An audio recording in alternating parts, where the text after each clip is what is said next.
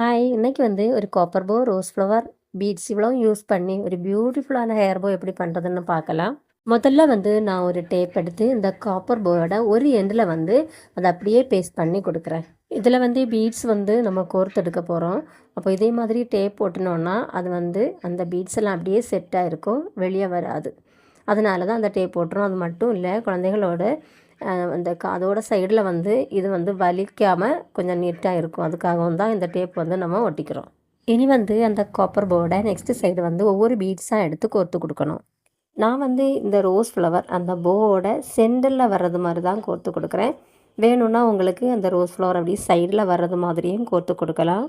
அப்போ முதல்ல வந்து நான் ஒரு சைடு வந்து 22 பீட்ஸ் வந்து கோர்த்து கொடுக்குறேன். இந்த ரோஸ் ஃப்ளவர் பீட்ஸுக்கு அதுவே போதுமானது. நம்ம ஒவ்வொரு பீட்ஸை பொறுத்து அந்த கவுண்டிங் வந்து மாறும்.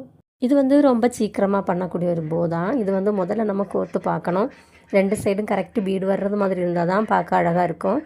அப்படி நீங்கள் கோர்த்து பார்த்து அது கரெக்டாக வரலைன்னா நமக்கு அப்படியே சீக்கிரமாக அதை அப்படி எடுக்க முடியும். எடுத்துகிட்டு மறுபடியும் கோர்த்து நம்ம கரெக்ட் பண்ணி பார்த்தா போதும். அப்படியே நான் வந்து கரெக்டாக கோர்த்து பார்த்ததுக்கப்புறம் தான் இதை வந்து கவுண்ட் பண்ணி எடுத்துட்டேன்.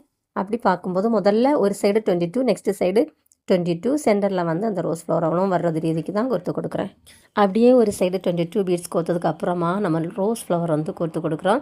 ஒரு ரோஸ் ஃப்ளவர், அதுக்கப்புறம் ஒரு பீடு, அடுத்து ரோஸ் ஃப்ளவர், அடுத்து பீடு, அப்படி தான் நம்ம 5 ரோஸ் ஃப்ளவரும் அப்படியே லைனாக கோர்த்து கொடுக்கணும். அப்படியே அந்த சென்டரில் வந்து ரோஸ் ஃப்ளவர் கோர்த்ததுக்கு அப்புறமா நெக்ஸ்ட்டு சைடு அப்படியே 22 பீட்ஸ் வந்து கோர்த்து கொடுக்குறேன். அதுக்கு 22 பீட்ஸ் கோர்க்கும்போது நமக்கு கரெக்டாக கிடைக்கும். இது சின்ன பிள்ளைங்க கூட ஈஸியாக பண்ணக்கூட ஒரு போ தான். இதோட கிட்டு தேவைப்பட்டால் நீங்கள் கமெண்ட் பண்ணிக்கோங்க. இல்லைனா இதை மெட்டீரியல்ஸ் தேவைப்படுறவங்களும் கமெண்ட் பண்ணிக்கோங்க. இதை வந்து ஒரு பிஸ்னஸாக எடுத்து பண்ணணும்னு விருப்பம் இருக்கிறவங்க கமெண்ட் பண்ணிக்கோங்க. உங்களுக்கு மெட்டீரியல்ஸ் தேவைன்னா மெட்டீரியல்ஸ் வாங்கி நீங்கள் இதே மாதிரி பண்ணி பிஸ்னஸ் பண்ணிக்கலாம். இல்லைனா இதே மாதிரி சின்ன பிள்ளைங்கள வச்சுட்டு பண்ண முடியல அப்படி இருக்கிறவங்க இதே மாதிரி போ வாங்கியும் நீங்கள் எங்ககிட்ட வாங்கியும் நீங்கள் பிஸ்னஸ் பண்ணிக்கலாம்.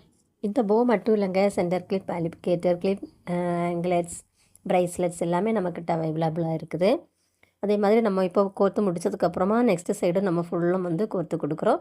அப்படியே அங்கேயும் 22 பீட்ஸ் கோர்த்ததுக்கப்புறமா டேப் ஒட்டிக்கணும். அதுக்காக முதல்ல வந்து டேப்பு இந்த கை கொண்டு இந்த பீடை எப்படி ப்ரெஸ் பண்ணி மேலே வச்சதுக்கப்புறமா அந்த பீடுக்கு பக்கம் வர வச்சு நீங்கள் வந்து டேப் ஒட்டிக்கணும். அப்போ தான் அந்த பீட்ஸ் எல்லாம் வந்து டைட்டாக இருக்காங்க, இல்லைன்னா அது லூஸ் ஆகி போகும். இதெல்லாம் படிக்கணும்னு விருப்பம் இருக்கிறவங்க கமெண்ட் பண்ணிக்கோங்க. உங்களுக்கு வாட்ஸ்அப் குரூப்பில் ஜாயின் பண்ணி ஃப்ரீயாகவே இதெல்லாம் படிக்கலாம். உங்களுக்கு அங்கே மெட்டீரியல்ஸும் பர்ச்சேஸ் பண்ணிக்கலாம். Okay, thank you.